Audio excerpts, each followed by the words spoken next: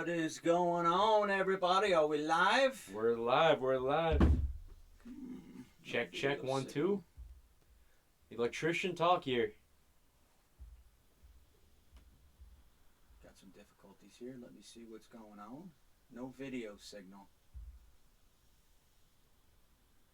No video signal? Mm-mm.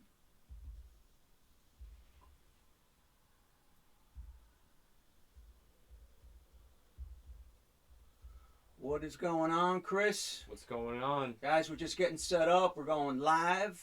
This is our first live. Let's see if I can get my... there I am. Can you see me? Can you go live, Chris, and see if people can see us or what? Let me see. Let me take a look. Guys, what's going on? Anybody here? What's happening, guys? What's going on, Eric? Thank you for joining, Eric. Can you hear us, Eric? Give me a thumbs up if you can hear us. Chris, can you see live? Let me see. Let me check. I'm going to take a look right now. What is going on, everybody? Let's give a couple minutes for people to join our live. How was your week, Chris? My week was good. How was your week? My week was great, man. I was in, just got back from Miami. Obviously, as you know, I was in Ecuador. I was traveling. I did a lot of travel. I just came back and found the solar all a nightmare, right? Did you see that? Yeah, your solar tracker just went down. Dude, the wind weather. I know, man. And that thing was working fantastic. I had that thing I put it in last April, and I got I have two systems. In one system, I got 3 megawatts, or what do they call that? The energy, the SREC. Okay. I generated about 3 megawatts, and I was anxious to come back and see how it was while I was on vacation, and it didn't work. So, yeah, anyway, I'm going to be fixing that. Anyway, what's going on, guys? Welcome to Tuesday Electricians and Contractors new podcast. We got some new equipment here. We're brand new at doing this, so please give us advice and don't judge us based on this one. Let me give you a little format what we're going to be doing on every Tuesday at 8 p.m. for now. Maybe we're going to do it twice a week. We might be doing Tuesdays and Thursdays. I'm not sure, but we'll figure it out. But here's what we're going to be doing on our topics. We're going to be doing troubleshooting Tuesdays. Okay, I'm going to read off a little synopsis of what our podcast is going to be about. Each week, we're going to tackle specific electrical problems. We're going to diagnose it, brainstorm solutions. We're going to invite experienced electricians to share real-world scenarios. And we're going to talk about maybe code corners, certain things in the National Electric Code. We're going to decipher this guy with other electricians explaining the complex sections in an easy-to-understand manner. And we're going to talk about the future of electrical work. Well, a lot of these videos that I post talks about the future, and we're going to discuss the emerging technologies in the electrical field, like solar power, smart homes, electric vehicles. Bear with me, guys. We're going to continue. And for the business-minded electricians, and again, that's who I make my videos about. Now, my son, Chris. What's up, Chris? What's up? Handy to Sparky here. Chris is my son. He's my youngest son. He's new in the field. And we're going to get his insights on his experience, what he's going through, and then the old timers, what I go through. So between us and my other son, Ken, who will join us in a little bit, we're going to give you a family insider of what it's like being electrical contractors. Old school and new school. So any apprentices who are wanting to learn about the electrical field, tune in, guys. I'm going to give you my 2 cents, and my father is going to give his 2 cents as well. So old school and new school. What's going on, Nick? What's going on, Daniel? What's going on, Smiley? What's going on, DeWalt? What's going on, everybody? You guys can't hear. They said they can't hear. They can't hear us. Can't hear. Oh, maybe the mics are off. No, I don't think they're off. Let me see. What's going on with they said they can't hear. Video, audio. Guys, you still can't hear? Hello. Check. You know what? Maybe I got to get closer to the microphone. Hello. What's going on, guys? Oh, now we can, he says. They can hear. All right, you can hear? Okay, cool, man. All right, again, first week, please just give us feedback. We're going to answer questions, and we're going to talk about different functions. So let's go back. All right, Chris, let's start off real quick about What did you do this week, bro? What kind of work did you do this week? All right, this week, guys, I'm new to the electrical field. I was wiring up some hand dryers for a commercial building for the whole week. So that was our whole week project, running electrical lines to this bathroom. Thank you guys for saying loud and clear that you can hear. Public bathroom. Wait. You were wiring up hand dryers. You mean like in a commercial bathroom? Yeah. The kind you put your hands underneath? Okay. Yeah. What voltage did you run for that? I ran 208. You were 208 volt? Okay. Yeah. All right. And how far was the run? Did you have to run a new line, or were you able to tap off something in the bathroom? I was able to run a new line. I installed a 20 amp 2-pole breaker into a 120 208 electrical panel. 3-phase electrical panel, 120 208. Guys, 208, I know there's a lot of confusion right away between 240 and 208. My son, he's still beginning. He's still trying to understand that. That's one of the new things that newbies don't quite get, the difference between 240 volt and 208 volt. So basically, if it's 3-phase, I don't hear nothing in my headphones, man. That means you guys might not be able to hear. Maybe it's the mics. Can you guys hear me, man? You guys hear me? I don't hear anything in this. What's going on? What's going on, Eric? Yeah, he says he hears us fine. Okay, good. Oh, perfect. Right. But again, 240 volt is usually single phase. So if you hear in the United States, of course, we're in New Jersey and we're in Florida right now. We're in New Jersey. This is our headquarters. This is our shop. This is our little office in the shop, okay? I don't promote. I'm not trying to promote the company or try to get any business from anybody. I want to be here to help electricians and contractors become extremely successful. And that's what our goal is. But let's go back to that real quick. So my son was saying he installed how many hand dryers in total? 8 hand dryers. Oh, 8 hand dryers. 8 hand dryers. Oh, okay. That's a lot of hand dryers. Yeah. So you ran multiple circuits then? Multiple circuits. Okay. And could you use 277 or was it only 208 volt? I only had access to a 208 panel, 120 208. Okay. So I had to install multiple circuit breakers for the hand dryers because, you know, these hand dryers can't go on a lighting circuit. They draw too much amps. So we had. You never want to tap off a lighting circuit for something like that, right? Yeah. So we ran a new circuit, ran 12 gauge wiring. For a 20 amp, you got to run 12 gauge. Okay. And everything went good. So how much do you think you got from that job? How much did you charge for that job?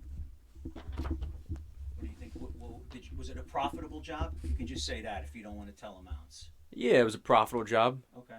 I think anything electrical, as long as you price your materials right, you know, there's big profits in this trade. Okay, so we wanted to talk about real quick the difference between 240 volt and 208 volt for the newbies out there. So again, 240 volt is normally a residential. It's usually derived from a transformer, usually a single phase transformer. So most residences in the United States are just a single phase 120 240 volt. That's just because of the transformer. Now in a 3-phase system, like a 480 volt, which most commercial buildings are, when you step down on a transformer, this industry standard is 208 volt. So that's why there's always confusion. Hey, it's 240 volt, 208 volt. So in the commercial 3-phase, it's always 208. I'm going to say always. In most cases, 99%, it's going to be 208. And then in residential and smaller applications, that's where you get 240. You're very rarely going to see 240 volt services in an electrical, in a commercial application, unless it's a 120, 240 volt single phase service. So, okay, cool, man. Yeah. So you installed those hand dryers. That was good. Me, I just came back from Miami. Nice. You were there at the Ultra Festival too, right? Yeah, the Ultra. How was the Ultra Festival? Ultra Festival was insane. Yeah. The first day got rained out. Yeah. That was actually crazy. Yeah, right? Yeah. That was. I saw it live on YouTube. They were streaming live YouTube the Ultra Festival. I was trying to see you and you guys. There's no way I was going to pick you up. But so we're going to talk about that. We got a lot of things we're going to talk about. You know, one thing we're also going to do is we're going to showcase products that we really like. Now, no one's sponsoring us right now. This is just from our hearts and what we like to do. So we don't have biased opinions. We're going to share true and honest ways to become extremely successful. Now, let me go back. I started my electrical business in 1990, okay? I had this kid over here, and when were you born, Chris? 2000. In 2000. So that makes you 23. I was going to catch him, see if he knew his own birthday. 23 years old, guys. And you're going to be 24 soon, though, next month, right? Yeah, 24. And Chris went to Rowan University. In fact, I have his diploma here. I'm going to show you your diploma, Yeah. dude. I was so proud of this diploma, man. So my son actually got his degree in at Rowan University. I don't know if you can see this. He graduated a few years ago. And Chris, let me ask you, why did you end up becoming an electrician once you got your 4-year bachelor's degree? Don't you feel that you could have done and been more successful as an executive, as per se an electrician? What was the reason why you did that? You know, I didn't really see the financial abundance in the white collar jobs today. I saw more satisfaction doing blue collar jobs, and you know, it's also a personal decision. I like to, you know, be satisfied doing my own work and completing a task versus working in a corporate. And you know, blue collar is the future. So you're saying it wasn't because of me? It wasn't because your father was an electrician? yeah, it was my father. My father had a great influence on my decision. I feel like though, however, you know, generation Gen Z today, you're just always told to go to college and follow a certain route. But, you know, it's not until after college you realize, oh, maybe this isn't the way it's supposed to go. So I just saw the financial abundance, the extreme wealth you can receive in a blue collar trade today. So I wanted to go that route. Someone asked the question, Chris, when you ran those hand dryers, did you use MC cable or use conduit? What did you use? I use MC. Every time in a commercial building, you got to run MC. You can't use Romex in a commercial building. That's just code. Why is that? Why is that? Yeah. I'm calling him out, man, because he's going to act like he knows more than he does know. So his father's here to like keep him honest and check. So do you know why you can't use Romex in a commercial building? You know, I think that's just been the standard. I think that's just been the standard. Well, I'm going to tell you the answer. So you can only use Romex in 3-story buildings and smaller, not including a basement. So if it can be 4 stories, if you're considering the basement being the first floor, which it's not. So you've got first floor, second floor, third floor. You're able to put Romex wire. Now, it can't be above a acoustical ceiling. You cannot use Romex for lighting fixtures. So that's a mistake some of you guys are going to make, but that's the reason. So MC cable, do you know the difference between MC cable and BX cable? The BX cable doesn't have a ground in it. I knew he was going to say that. BX cable doesn't have a ground, guys. So you shouldn't be using BX cable today. That's old stuff. That's grandma, grandpa, old time stuff. So. When would you use BX cable today? All right, I'm going to answer Never. that for him. For isolated ground circuits, you would use a BX cable.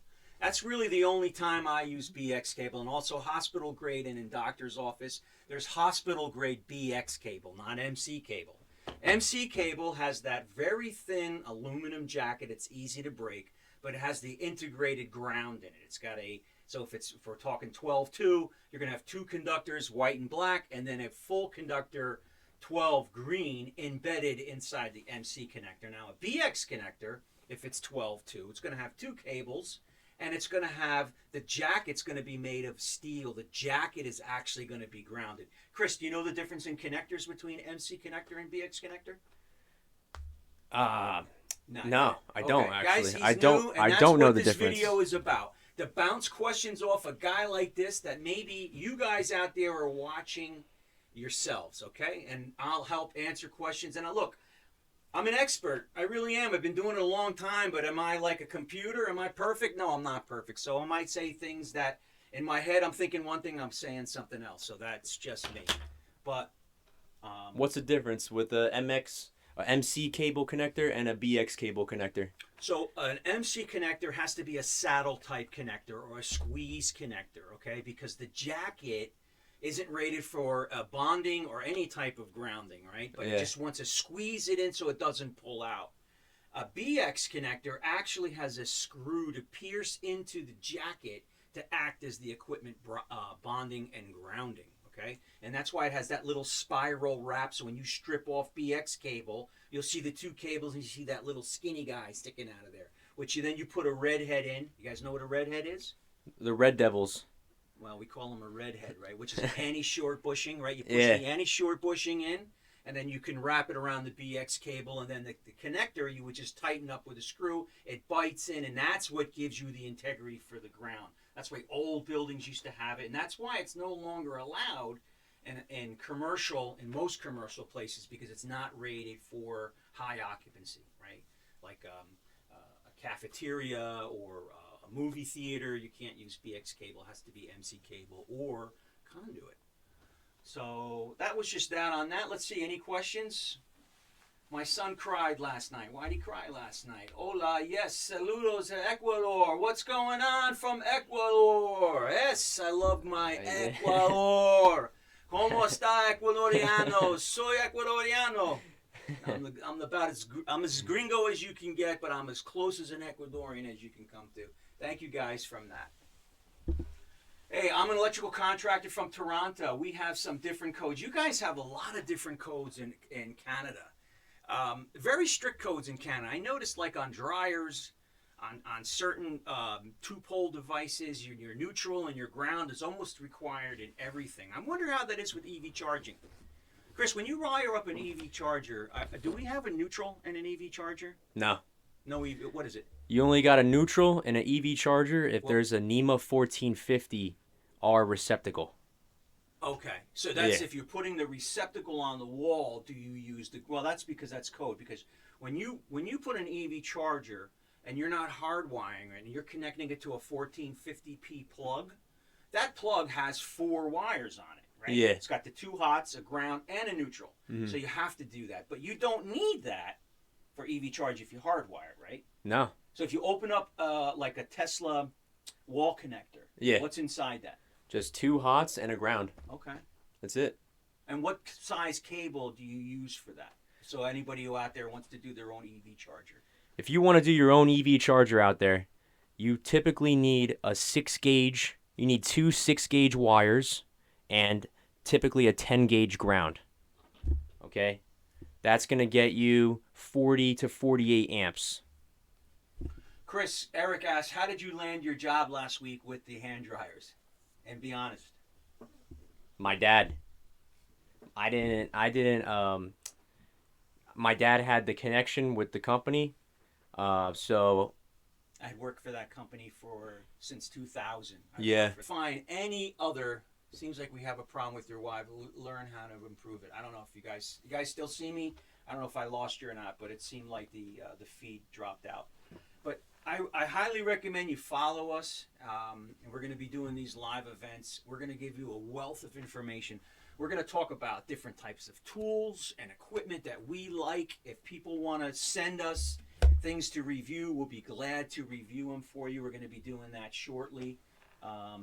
Time will go by fast. And in fact, Chris, what do you got in your hand right there? What is that?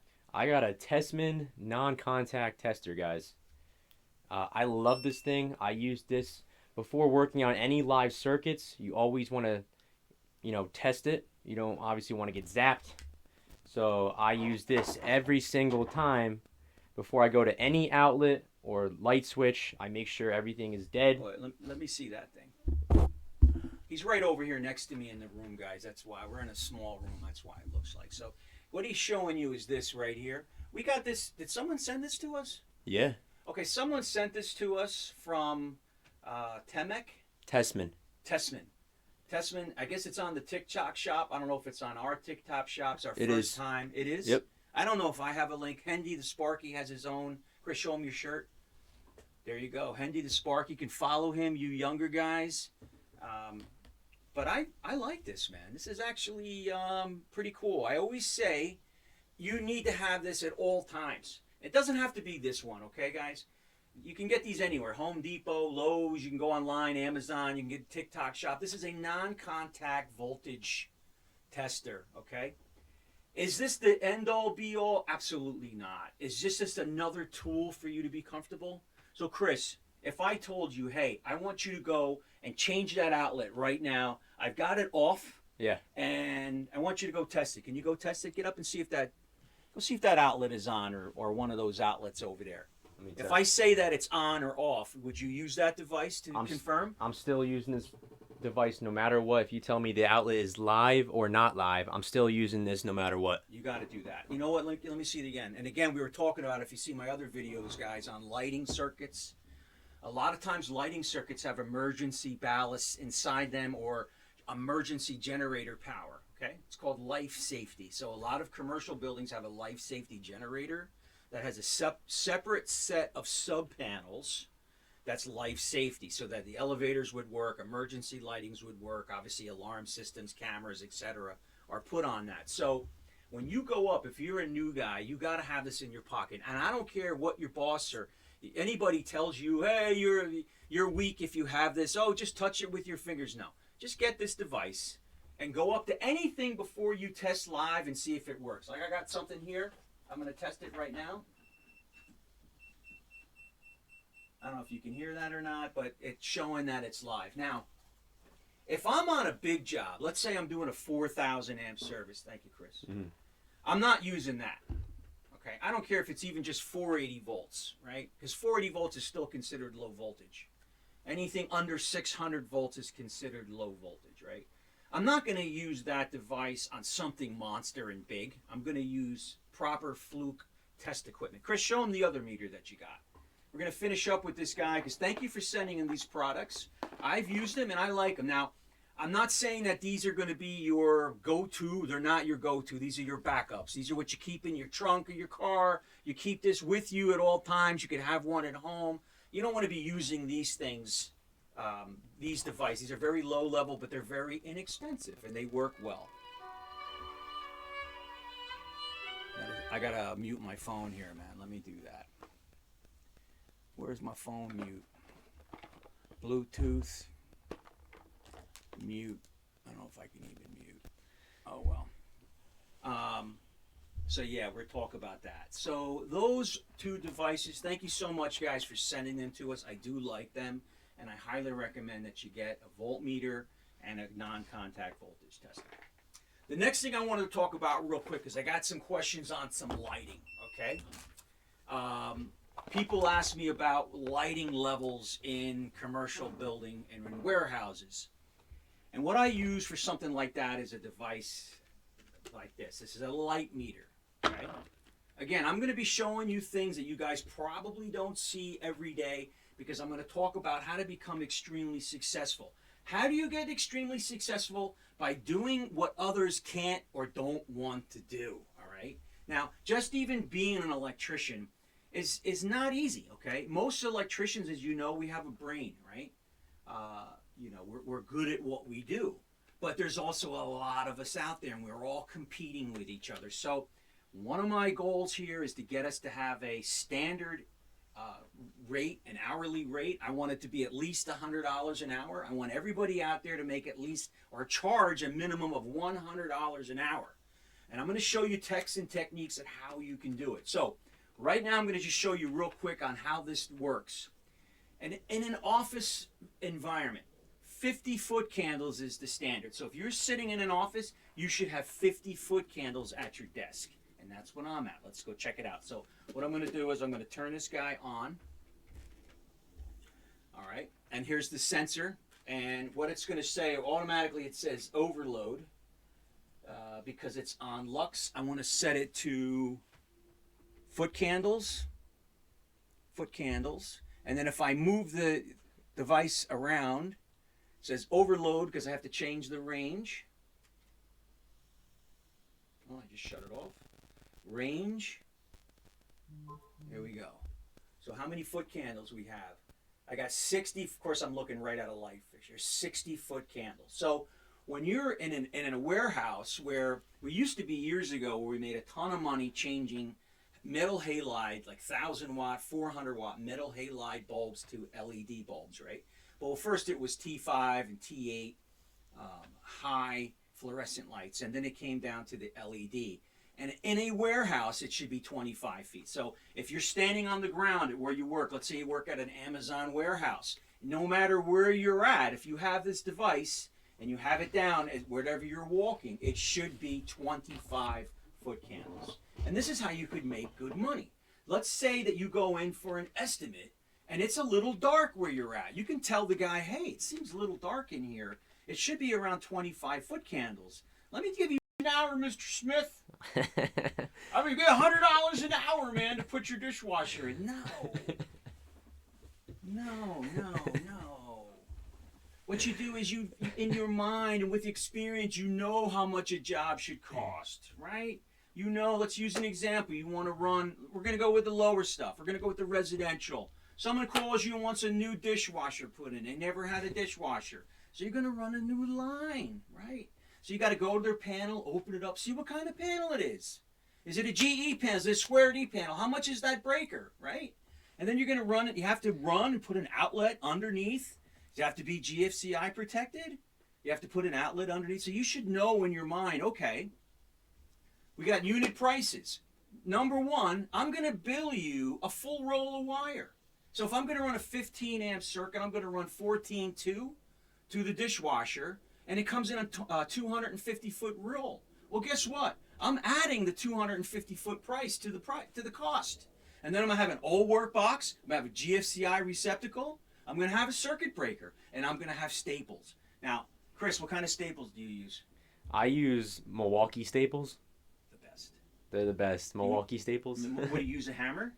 No, I got a staple gun. M12 staple gun, right, dude? M12 staple gun. It's actually incredible. I highly recommend. Gotta get one of those. We'll do a review of that. We have all those tools, guys. This is our first week of a podcast. Yeah. We just invested in a lot of stuff. We got lights. We got all kinds of cameras. Yeah. And microphones. We're gonna make this thing nice and better and pretty. And these little videos you see on the bottom are some doors that we did. We did some.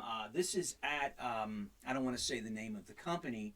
But what you're looking at on the bottom is vertical lifts that we specialized in. We did a lot of dock and door equipment for warehousing because I specialized in warehousing, right? We did all kinds of lighting, network wiring, high reach, obviously dock and door equipment, the restraints, and you're just looking at a couple of videos that are on a loop on the bottom. So it has nothing to do with the podcast. In fact, is that distracting, guys? The video on the bottom. Eric, I see you making nice comments. Thank you, bud. Is it distracting? Should I take those videos out? Does your son have a page? Yes, he is. Chris, show him what your page is. Here, can you tag it? Right here, man. Hendy the Sparky. You're offline? Okay, it says no sound detected. Check your audio settings.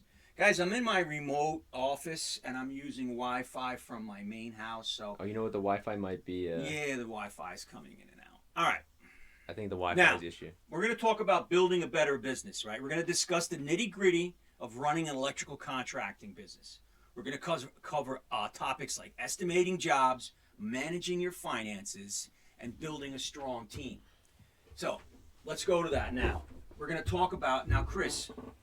What are you doing for your retirement? For my retirement? Are you even thinking about your retirement? Or are you just that young where you don't even think about retirement? I'm not even thinking about my retirement, to be honest. I'm just living day by day as an electrician. Okay. Guys, I'm old school now. I'm 59 years old, okay? That means in another 6 months, I'll be able to pull my retirement funds. That's how old I am. If you would have told me this back when I was his age, I was the same way. But I have to tell you, you must save for your retirement, guys. Saving for your retirement and saving for your kids' education is paramount in this business. You can make an awful lot of money, but if you don't manage your funds well and you just rip through and spend everything you got on vehicles and depreciating items, you must save some money. We're going to talk about SEP plans, self-employment, IRA plans. We're going to talk about tax accounting. We're going to talk about make sure you're in compliance with everything, okay? Again, we're not going to do that now, but that's what you can expect if you follow us and you join the podcast. We also want to talk about basic electric stuff for like guys that are listening to this and maybe want or thinking about joining and becoming an electrician. Yep. Okay? So let's say you're watching my podcast or the videos and you want to be an electrician or you want just a better career and you want more success for your family. We're going to talk about that. And one of the best things I tell people to do is start doing work around your home. Now look, I don't want to cause any because I'm deemed unsafe. Okay? I don't want to come across as unsafe. I want you to work at your comfort level. If you have no clue at all about electricity, then be careful on what you're doing. But I'm sure you're watching this podcast, you have some idea of electric. So start changing some receptacles. The best thing you can do is next to your bed is put those little, what are you laughing at? Those devices to charge your phone. Get those receptacles that have the USBs built into them, right?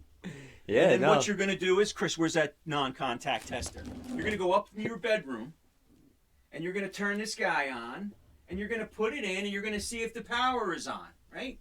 If it is on, then what you can do is you can plug in a clock radio, or you can plug in something, like a light or something that makes a noise. Go down to your basement, and find the circuit breaker. Then you're going to go back up and make sure it's off. Always be safe. Never work on anything live. And I don't know why that just zoomed in on me. Now my face is like, my fat face is big enough, and now my face is like on the whole screen. Make sure it's safe, okay? When you take the old device out, take a picture of it. Take your phone and take a picture of how it's wired, okay?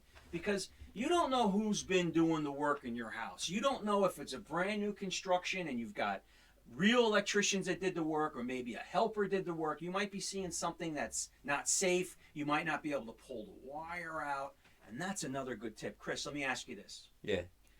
Let's go back to that dishwasher scenario we were talking about. All right. Well, I'm all over the place. People are giving me messages. You're all over the place. I'm sorry, I'm all over the place, man. I'm nervous. It's our first podcast, guys. I'm nervous. It's our first podcast. Let me ask you this, Chris. If you were going to install that outlet, we're going to go back to this dishwasher and how much you should charge for it, because we were starting with that $100 an hour, right? Yeah. When you're running the Romex wire and you drill a hole up from the basement, up behind the dishwasher, how much wire do you leave out before you cut that Romex wire? I'm leaving minimum 2 feet. Good. You should. I know people say, oh, why so long? It's a waste. Look, whenever I pull a device out, whether it be a switch or an outlet, and it barely comes out, I know a beginner did that. That outlet or that switch should come way out of the box, like 8 to 10 inches out, okay? You're going to say, wow, it's a wasted wire. Why would you put that much in there? Let me tell you, the more wire you have, the easier it is to handle. It's easier to fold that wire and push it back into the box. Yeah. Let's complete this dishwasher task and $100 an hour for that. Let's do that first. Chris, 250-foot roll of 14.2 Romex. How much does that cost at Home Depot? 14.2 Romex at Home Depot is about a 250-footer. Yeah. You're looking at, it's actually down right now. It's actually a great price, $80. Okay, $80. So now I'm going to obviously mark that up. I'm going to mark that up. Usually I double. I like to double my material cost. So now I'm at $160 for wire. How much is a single pole square D 15 amp QO home line circuit breaker? How much is one of those in Home Depot? A square D home line 15 amp breaker runs you about $7. Okay, $7. So that becomes $14. So we got $14, Mm-hmm. and we got $160 for wire. An old work box is about what, $3? So I'm going to charge I'm going to charge about $7 for that old work blue box that's going to go behind, right? Mm-hmm. GFCI receptacles, they used to be cheap. Now they're not, guys. They're a lot more money. I'm going to put like $40 to $50 for a GFCI receptacle. So what do we got, Chris? We've got, say, 15. We've got 160. We've got, say, 7. Uh-huh. And then we got 50 for that. That's my material cost. Yeah, that's not including labor, guys. Right. Now, the labor. How long do you think it would take you on an average? Because first off, what is the basement like? Is the basement clean? Let's say that it's a brand new construction. We're going to say there's no obstructions in the basement and everything's open and it's a non-finished basement. I mean, you can easily staple the wire. How long do you think it would take you to do that, Chris? Staple the wire on an average house with that M12 staple. You're going to have to do the knockout, put your connector in, run your 14-2. You're going to go over to the kitchen. You're going to come out. You're going to leave 2 feet. You put that old workbox. You put the receptacle in. How long do you think that's going to take you? I feel like by myself, that would run me about, I would just give 3 hours. Okay. Your minimum billing should be at least a half a day. Mm-hmm. Minimum.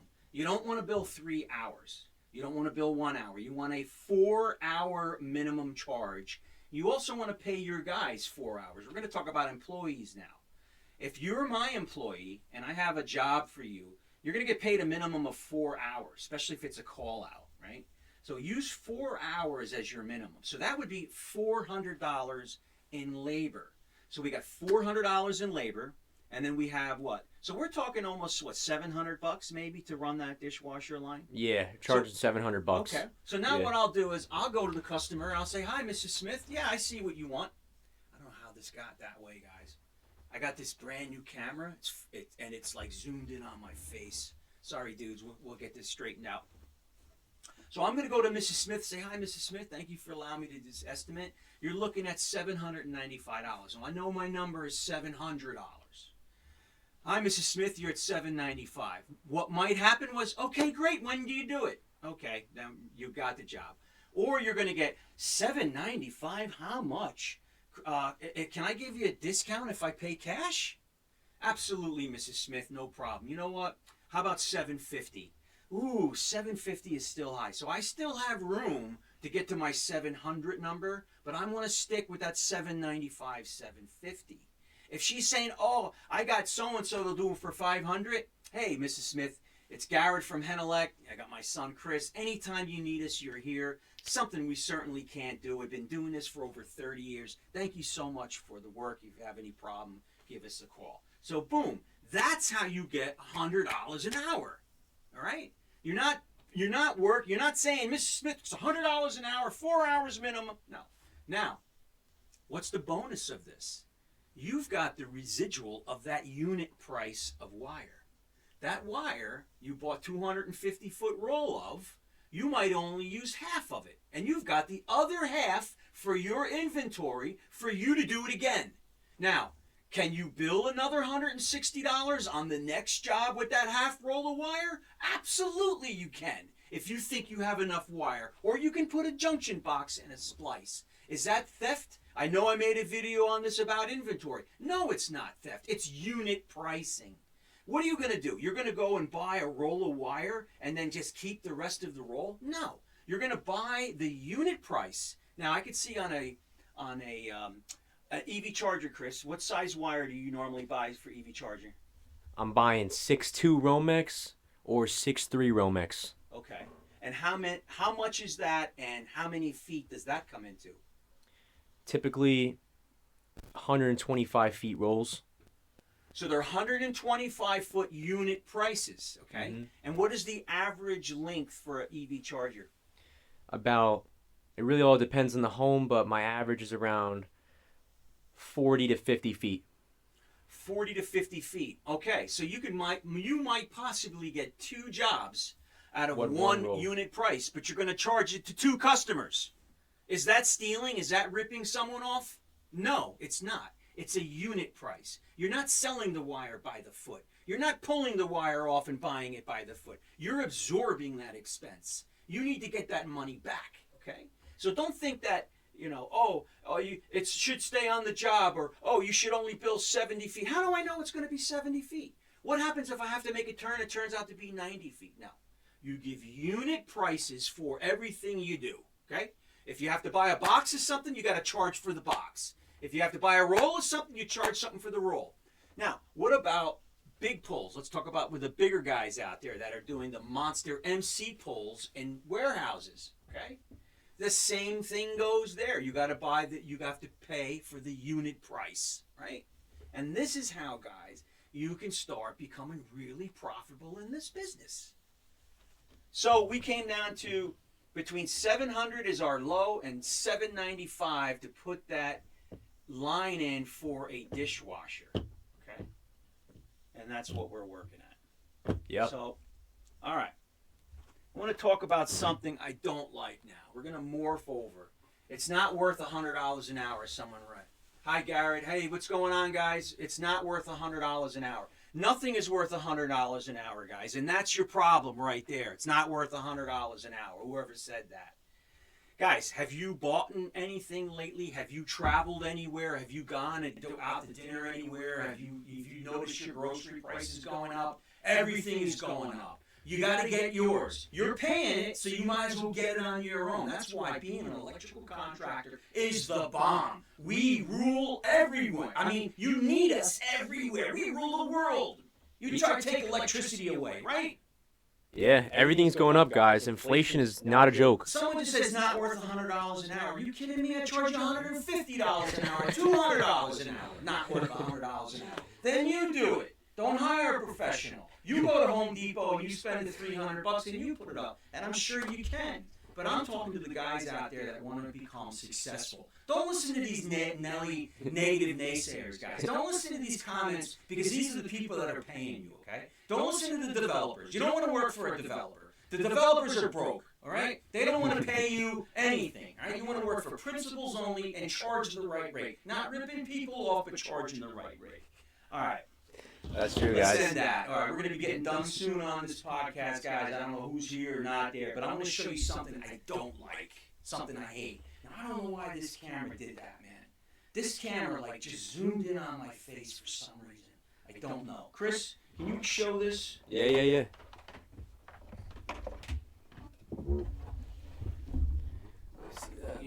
have more This Milwaukee. Don't like this, guys. Milwaukee. Hold it up a little bit more. This is the MX series batteries from Milwaukee. Any of you guys have any experience with this? Oh, shit. See that right away? It fell on the ground because it's a piece of shit. Shit. Anybody use MX batteries and MX fuel? The larger stuff, the big concrete saws, the big generators, the real big Milwaukee stuff. Look at that battery, guys. This battery's like $650. I bought this setup for a concrete saw and for a generator. And don't get it. Hold it up higher, Chris. Okay, so that's actually the charger. These cameras are like all over. The camera's actually moving when you did that, Pete. Oh, you know what?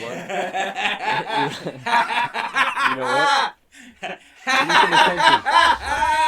Give me Guys. Give me Guys. some attention. No, it's... We don't know what we're doing here. We're electricians. We're not technical, savvy IT people trying to do a live show, okay? Oh, here we go. Guys, here is the Milwaukee battery. Something went wrong with the sound? Laugh out loud. The echo, yeah, Joe. Okay. All right, guys, now we got the camera back. All right. Show them that, Chris. Show them that battery. All right, guys, here's the Milwaukee MX fuel battery. And, Dad, what's your opinion on this?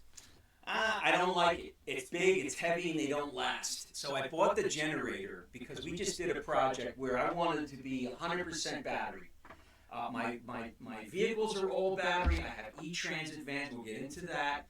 I have 5 EVs. I only have 2 gas-powered vehicles. So I wanted to start doing work with 100% battery, specifically Milwaukee. All my tools are M18 and 12. I have some DeWalt, but I'm very pro Milwaukee.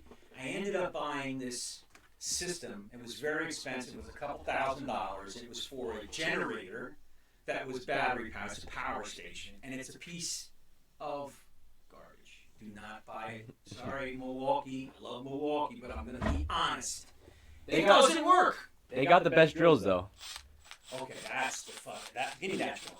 Milwaukee's got the best drills, guys. Every single electrician needs a Milwaukee drill. Let me see this drill, guys. This is the bomb right here, man. This is the drill right here. That's a surge too. This is the drill. It's got multiple settings on it. You can see it. Multiple settings on it. Slow setting for low torque, medium torque, high torque, and then like drilling, right? Like hammer drilling. I don't think it does hammer drilling, but it's just the torque. I love this thing, man. Love it. Really love it. This drill here. You know, in Ecuador, they don't have these drills in Ecuador. When I was in Ecuador, a DeWalt drill was almost $400 just for the drill, DeWalt drill. $400 for that drill? Not this one. This drill in Ecuador would probably be $1,000, man. $800 in Ecuador. That's crazy. Yeah, they don't have a lot of That's taxing. but this is awesome. Mm. All right. All right, I could just show real quick. You know, any new guys who are watching this live right now, I have 6 tools I recommend any new electricians who are starting or they're just wanting to get into the trade. Here are the 6 tools I recommend for all apprentices, okay? Here, number 1, diagonal cutters. You're going to use these basically every single day, cutting your cables. Dikes. That's a nickname. Diagonal cutter. Dikes.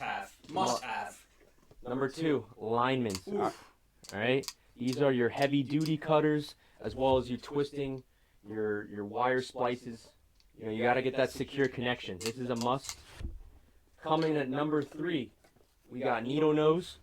Now, I like this to get into tight spaces. You never know what you're going into, guys. So box knockouts, these are nice to knock out the box knockouts in a junction box. Needle nose, highly recommend. Must.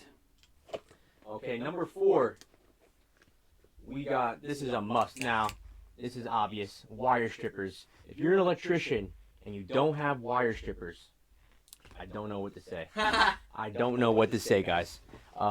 You can get a set of Klein tools, any brand really, it doesn't matter, but wire strippers, you need to strip that wire to get to copper, guys, to make a connection. So, wire strippers. And lastly, Phillips head and flathead. All right. Insulated screwdrivers. Insulated screwdrivers. I'm an apprentice, guys. I'm new, so insulated screwdrivers are great. You know, you can work on live circuits. I don't like those screwdrivers. Yeah, you're the master. I don't like those little tiny screwdrivers, man. Give me the 12-inch screwdrivers, 14-inch screwdrivers all day long, man. So Phillips and those things will fall out of your. They fall out of your tool belt when you bend over. well, they're good for me. So Phillips and flathead guys are a must. So those are the 6 tools. Give me that real quick.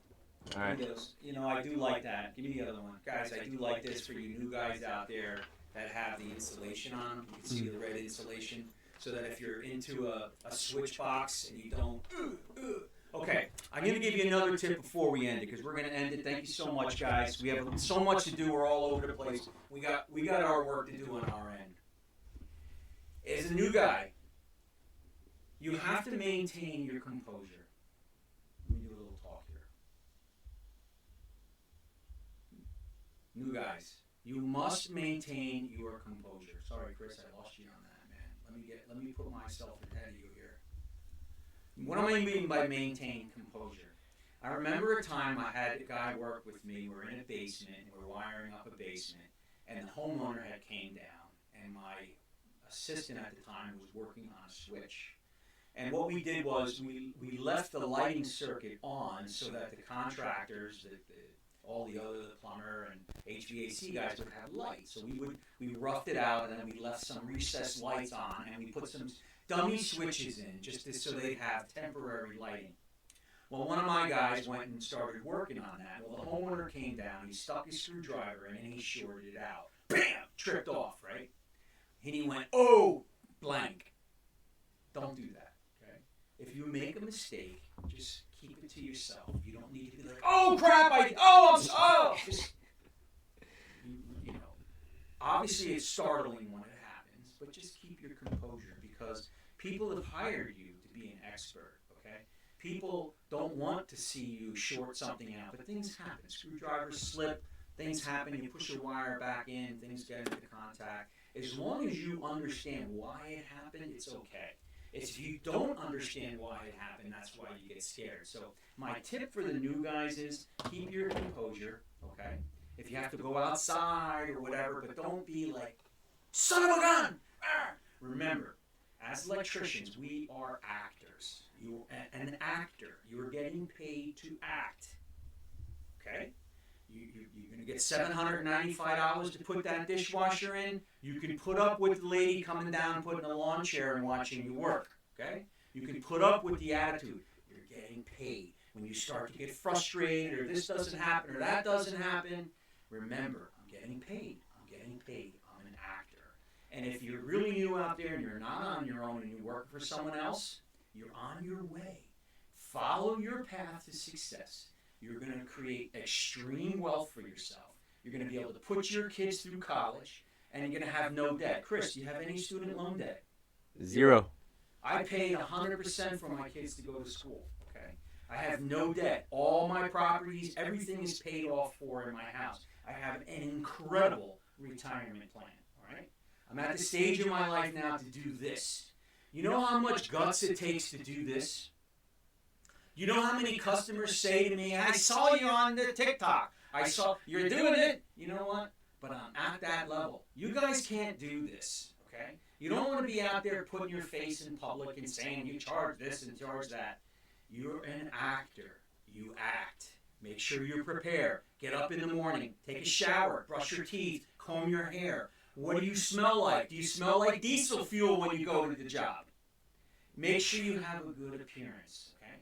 Show up, and that's how you're going to get your $100+ an hour. So we're going to do this again. We're going to make it much better. Guys, if you want to send us products to do reviews, please do so. Chris, what did you think of the first podcast that we did on TikTok? You can't even see yourself, right? At least I have a screen here. I can't see myself, but honestly, it was actually pretty fun. You know, content creation is great. And what's even better is the blue-collar trade.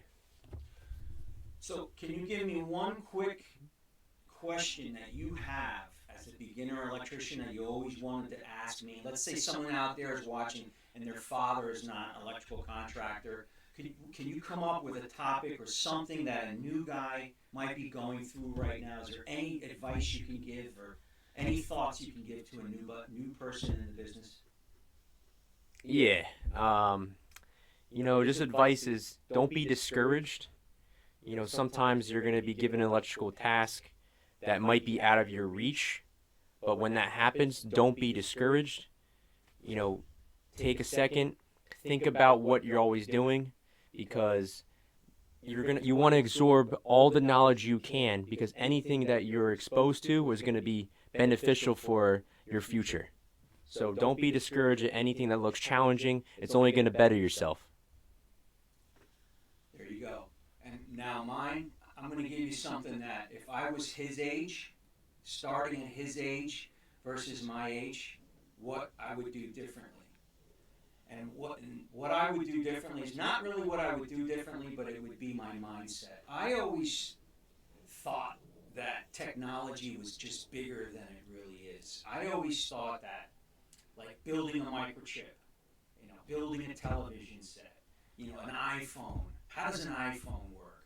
And I always excluded those high-end tasks, thinking I couldn't handle it. That was way out of my wheelhouse. That this technology has to be for super scientists, and that's not the case. Everything that you touch has already been designed and engineered, and you can learn it and you can work on it. So I wish that if I were to go back and I was 23 again, that I would realize not to be intimidated by technology, not to be afraid at the higher voltages or other technologies that I was timid about, thinking there was no way I could do that. So basically, don't ever think you can't do anything and everything there is in life. Even if it's flying an airplane or building an airplane, you could do it. If you want to build your own microchip, you could do it. You want to make anything you want to do, you can do it. And that's the difference. Instead of just staying in the comfort zone and easy, go above and beyond out of the comfort zone. That's the difference that I would tell myself if I was his age. Chris, want to wrap it up? Yeah. To everybody listening right now to this live, we appreciate you coming out, spending time and listening to us. We're always giving tips every single Tuesday, guys. So tune us in every single Tuesday at 8 We're p.m. going to be doing this Tuesday at 8 p.m. We might be doing it another day. They're saying I should be doing it twice a week. I don't know. We'll see how any feedback we get from this, or we get a lot of negativity. We get a lot of positivity. We get a lot of negativity too. And my name is Garrett Henderson, Chris Henderson, Henelec. Hendy the Sparky. You can always Google us, guys, and see what's going on. And I'm going to show you some jobs that I did 20, 30 years ago. I'm going to have videos. I'm going to post. I'm going to tell you how I got started, how I advertised. We're going to talk about all those things that get you guys going in this business. And I want to bring you and wish you all the most success and fruition, and stay positive, guys. Thank you so much for watching and putting up with our silly little podcast. We'll make it better. Chris? Yes, sir, guys. We'll see you, man. We'll see you guys. Have a good Tuesday. Thank you, guys. Goodbye. All right. How the cameras were like moving a little bit, like.